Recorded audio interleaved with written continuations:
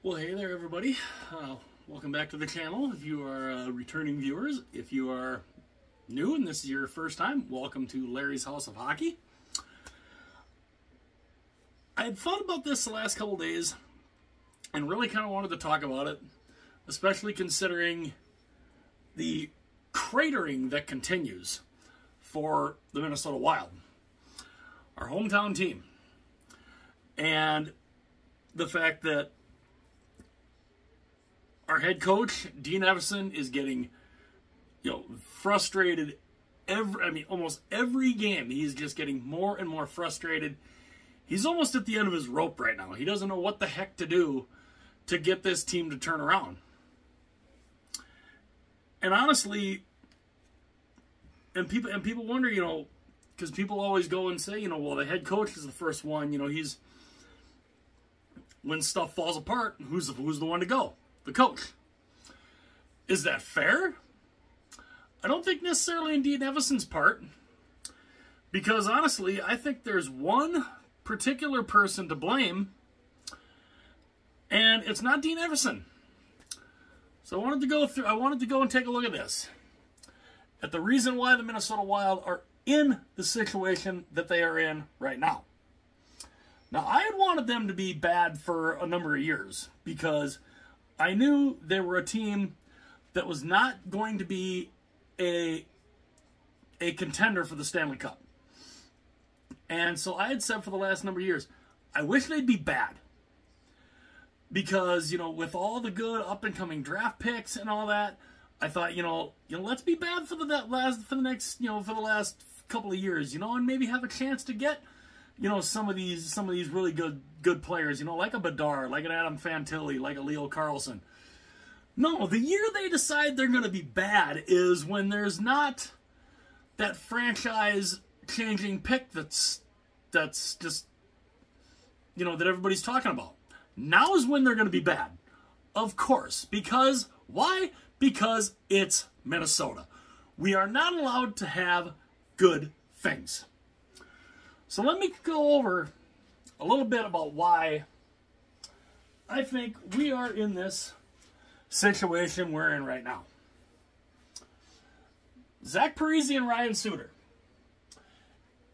on July 4th of 2012, they signed identical 13-year contracts worth $98 million apiece, which is an annual cap hit of $7,538,462. And that was signed by Chuck Fletcher. So, of course, we're thinking at the time, all this is great, because Parise and Suter, they were at the peaks of their careers, they were looking really good, and we're like, hey, they're coming home. Awesome. Now, mind you, this is during a time before the rules changed on the contracts, because it was, I believe, a couple years later that, it was a couple years later that the contract thing got changed to where the max deal, if you're signing with your current team, is 8 years, 7 years for the others, which even I still think is still a little bit long.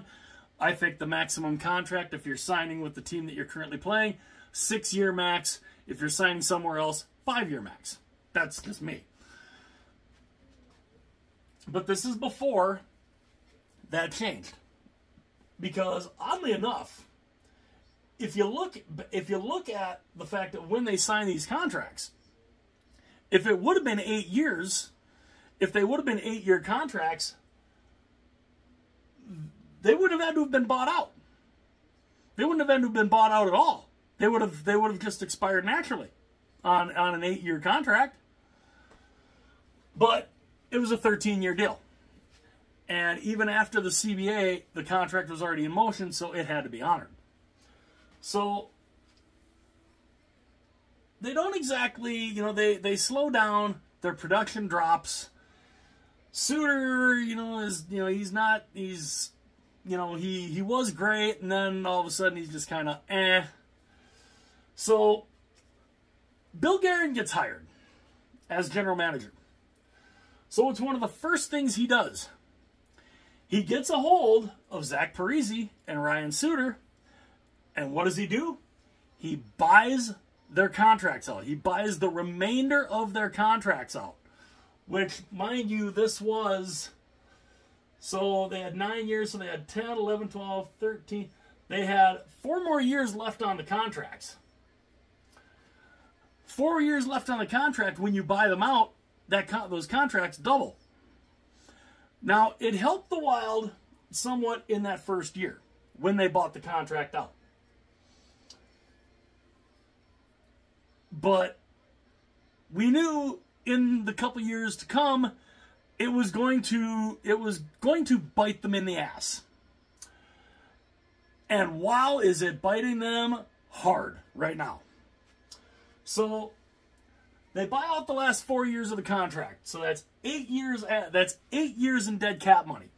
That first year, 2021, 2022, the dead cap money is only $4,743,588. You know, I mean, it's manageable, right? That's kind of manageable. But then, last year and the next 2 years, that's when it bites them. And it's biting them big time right now. 2022, 2023, their dead cap money was $12,743,588. This all is according to Cap Friendly. I love Cap Friendly. I can safely say Cap Friendly is one of my favorite sites. I absolutely love Cap Friendly. And we thought that was bad enough because it really, I mean, it really hindered what they would be able to do. Well, this year it's really showing that dead cap space is an albatross right now around the neck of this team. The dead cap money for this year and next year, they still have 1 more year of this. $14,743,588. That is the dead cap space for 2023-24 and 2024-25. So they have 2 years. They still have, I mean, we're suffering through this right now, and they still got another year they have to suffer through this. It's not until 2025-2026 when that cap relief finally, that cap albatross finally drops off them. Because from 2025-26 up until 28-29, the dead cap money drops to $1,666,666. Thank you, Iron Maiden.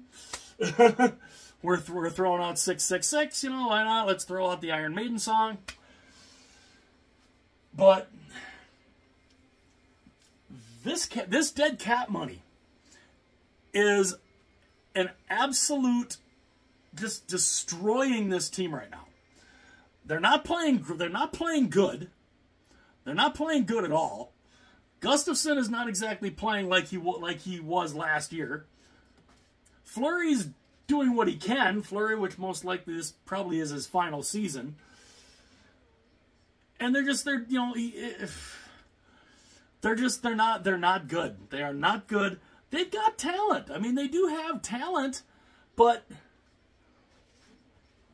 how much better of a team could you be if you had this cap money? How much better could you be? How many more moves could you make if you had an extra, a little over $14.5 million in cap space? What more could you do? You could do a lot.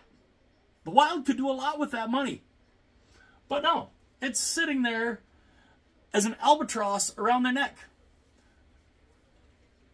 until the end of 2024, 2025. And I don't know what they can do. I don't know how they can dig themselves out of this.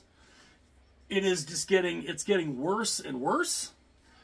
They've played 18 games so far. They are 5-9-4. 14 points. They are currently, as of right now, on November 27th, 2023, they are currently 29th in the NHL. Now, like I said, I'd wanted them to be bad for a long time. Because I knew they weren't going to be a contender. They haven't been a real contender for years. They're one of those teams. Classic Minnesota. Let's get your hopes up. Let's just make the playoffs, but then you make the playoffs and you're done. You know, hey, we made the playoffs. Oh, crap, we're going home. That's basically what the Minnesota Wild do every year. And it's frustrating. As a fan, it's frustrating. Because I want to see this team do good. But, and Bill Guerin, I got a lot of respect for Bill Guerin. As a player, he was fantastic. 3-time Stanley Cup champion. He was in the front office during the last run of the Pittsburgh Penguins when they won back-to-back, which is, I think, how he got the job. But to come right in to Minnesota and immediately go and say, I'm going to buy out the rest of this contract and basically bury us in dead cap space for the next, at least, you know, the first year it wasn't horrible, it was manageable, but last year, this year, and next year, 3 years in a row, just bury us in this dead cap space, kind of makes you think maybe it's not the coach that needs to think about, you know, I don't know, maybe it's not the coach's problem. Maybe it's the fact that he came in and he immediately bought out both Zach Parise and Ryan Suter. If he would have bought out just one of them, I think it could have been manageable. If you only buy out one, this is split in half. That's way more manageable. But no, he bought out both of them at the same time on July 13th, 2021. And it is just, it's, I don't know what to do. I don't know. And honestly, Dean Evason is trying to get everything he can out of this team. It is frustrating him. You can tell in post-game press conferences. You can tell on the bench. He's pissed. And he's got a right to be. This team is just... there is some talent on this team. I mean, we have Kirill Kaprizov. We have Matt Boldy. We have, you know, Marco Rossi. We've got some good young talent out there. Ryan Hartman. You know, there is some talent on this team. But, oh my God, they are so bad right now. I mean, it just... And it's a shame because there is talent on this team. You know, I mean, like I said, you got Kirill, you got Kaprizov, you got Boldy, you got Zuccarello, you got Eriksson Ek, you got Rossi, you know, Marcus Foligno. You know, as I go through some of this, you know, some of their cap friendly page. I mean, you know, Jared Spurgeon, Brodin. You know, they've got some talent on this team, but you know, and good young talent. I mean, Brock Faber. It's just this team right now is a disaster, and I don't know how to fix it. I don't know if this can be fixed. I don't think it can be fixed this year. I don't even think it can be fixed I don't even think it can be fixed next year. Until this number goes away. Until this number goes away and drops to this number right here, the Minnesota Wild, I expect to be basically potentially a lottery team.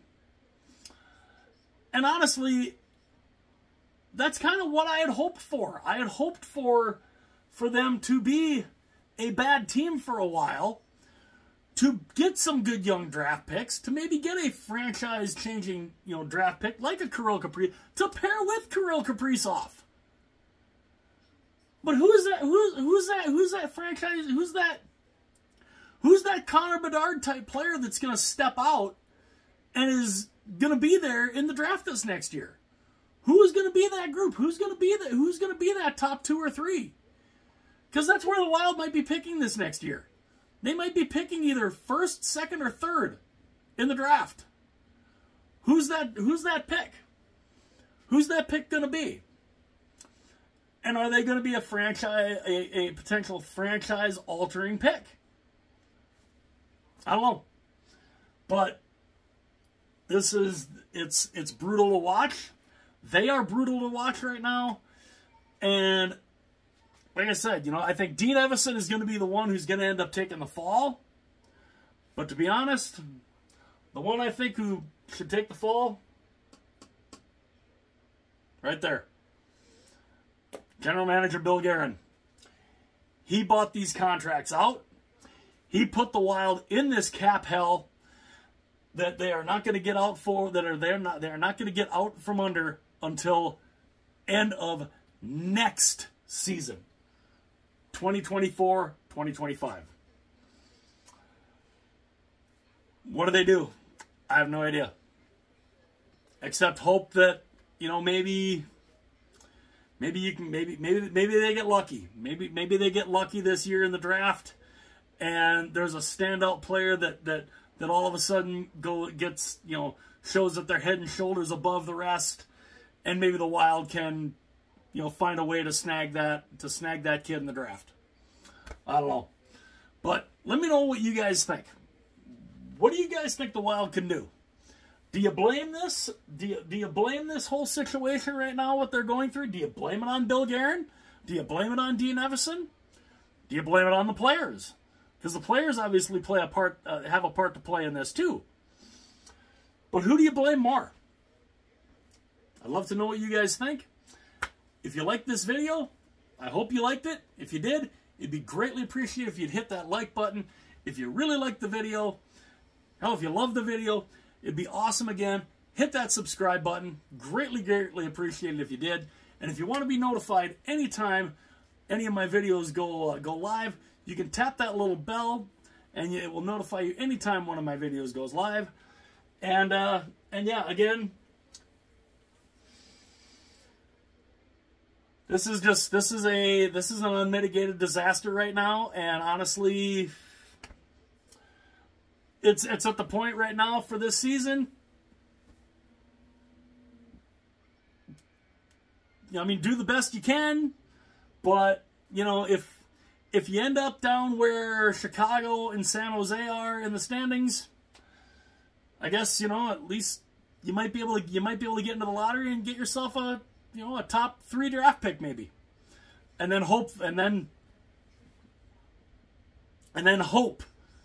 that this could be a potential franchise altering player that you could put alongside and build this team with Kirill Kaprizov.